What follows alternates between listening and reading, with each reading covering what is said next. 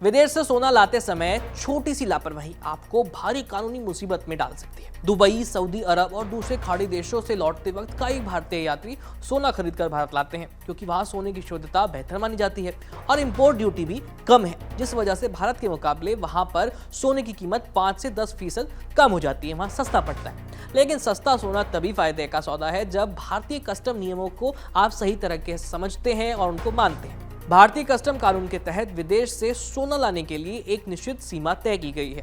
यह नियम केवल उन्हीं यात्रियों पर लागू होते हैं जो कम से कम 6 महीने या उससे ज्यादा समय तक विदेश में रहकर भारत लौटे हों। अगर कोई यात्री इस अवधि को पूरा किए बिना वहां से सोना लाता है तो उसे ड्यूटी फ्री का छूट का जो लाभ होता है वो नहीं मिलने वाला है। सबसे अहम बात यह कि तय सीमा से अधिक सोना बिना घोषणा के लाना यानी डिक्लेरेशन के लाना गैर कानूनी माना जाता है। कस्टम नियमों में पुरुषों और महिला यात्रियों के लिए अलग अलग नियम है और अलग अलग छूट दी गई है। भारतीय महिला यात्रियों को सोने के मामले में ज्यादा छूट दी गई है पुरुषों के मुकाबले। कोई भी महिला यात्री अपने साथ मैक्सिमम 40 ग्राम गोल्ड बिना किसी कस्टम ड्यूटी के भारत ला सकती है, यानी 4 तोला सोना, बशर्ते उस सोने की कुल कीमत 1 लाख रुपए से ज्यादा न हो। ये छूट आमतौर पर सोने के आभूषणों पर लागू होती है। अगर कीमत या वजन इस सीमा से ऊपर हो जाता है तो उसे डिक्लेयर करना जरूरी हो जाता है। वहीं पुरुष यात्रियों के लिए नियम थोड़े से सख्त हैं। एक भारतीय पुरुष यात्री विदेश से केवल 20 ग्राम तक सोना ड्यूटी फ्री भारत ला सकता है, यानी 2 तोले, जिसकी कुल कीमत 50,000 रुपए से ज्यादा नहीं होनी चाहिए।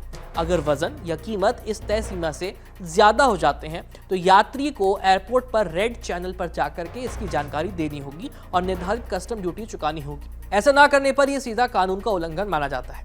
अगर कोई यात्री तय ड्यूटी फ्री लिमिट से ज्यादा सोना लेकर के भारत आना चाहता है तो इसके लिए भी नियम है। इनके मुताबिक एक यात्री मैक्सिमम 1 किलो सोना अपने साथ भारत ला सकता है, लेकिन इसके लिए एयरपोर्ट पर कस्टम ड्यूटी का भुगतान करना कंपलसरी है। टैक्स भरने के बाद लाया गया सोना पूरी तरह से लीगल होगा, वैध माना जाएगा और उस पर कोई कानूनी कार्रवाई नहीं होती। समस्या तब शुरू होती है जब यात्री सोना छिपाने या घोषणा से बचने की कोशिश करता है।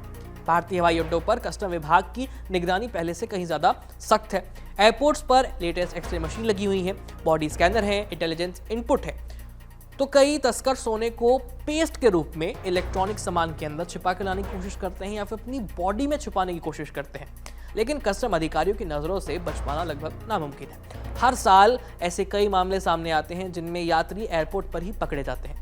अगर कोई यात्री सोने की जानकारी छिपाता है और पकड़ा जाता है तो कस्टम विभाग सबसे पहले तो वो सोना जब्त कर लेता है। अगर पकड़े गए सोने की कीमत बहुत ज्यादा है, यानी 50 लाख रुपए से ज्यादा होती है, तो यात्री को गिरफ्तार भी किया जा सकता है। ऐसे मामलों में दोष सिद्ध होने पर 7 साल तक की जेल और भारी जुर्माने का प्रावधान है। हालांकि अगर सोने की मात्रा कम हो तो कई मामलों में कस्टम अधिकारी जुर्माना लगाकर यात्री को छोड़ भी सकते हैं, लेकिन ये पूरी तरह से अधिकारी के विवेक और मामले की गंभीरता पर निर्भर करता है। तो ये जानकारी आपको कैसी लगी कमेंट सेक्शन में लिख करके भेज दीजिए और इन नियमों का जरूर पालन कीजिएगा अगर आप भी दुबई या मिडिल ईस्ट किसी देश से सोना लेकर के आते हैं। मेरा नाम है आयुष तिकतर।